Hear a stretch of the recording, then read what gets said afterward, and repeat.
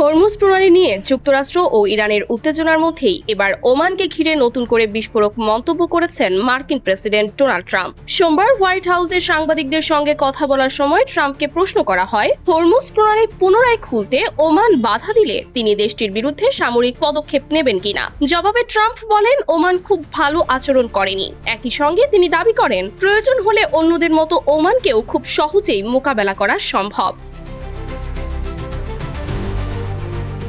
এর আগে মার্কিন একটি সংবাদ মাধ্যমকে দেওয়া বক্তব্যে ট্রাম্প আরও কঠোর ভাষা ব্যবহার করেন। তিনি সতর্ক করে বলেন, হরমুজ প্রণালী নিয়ে তার পরিকল্পনার পথে ওমান বাধা দিলে দেশটির বিরুদ্ধে ভয়াবহ হামলা চালানো হতে পারে। ট্রাম্পের এই বক্তব্য সামনে আসার পর মধ্যপ্রাচ্যের কূটনৈতিক পরিস্থিতিতে নতুন করে উদ্বেগ তৈরি হয়েছে। বিশ্বের অন্যতম গুরুত্বপূর্ণ জ্বালানি পরিবহনটি পুনরায় চালু করার বিষয়ে যুক্তরাষ্ট্র ও ওমান আলাদাভাবে ইরানের সঙ্গে আলোচনা করছে। ওমান দীর্ঘদিন ধরেই যুক্তরাষ্ট্র ও ইরানের মধ্যে কূটনৈতিক যোগাযোগের অন্যতম গুরুত্বপূর্ণ মধ্যস্থতাকারী হিসেবে ভূমিকা পালন করে আসছে। ফলে দেশটিকে প্রকাশ্যে সামরিক হুমকি দেওয়ার ঘটনা পরিস্থিতিকে আরও জটিল করে তুলতে পারে। ওয়াশিংটন ও তেহরানের মধ্যে থাকা 60 দিনের সমঝোতা স্মারকের মেয়াদ সোমবার শেষ হওয়ার কথা ছিল।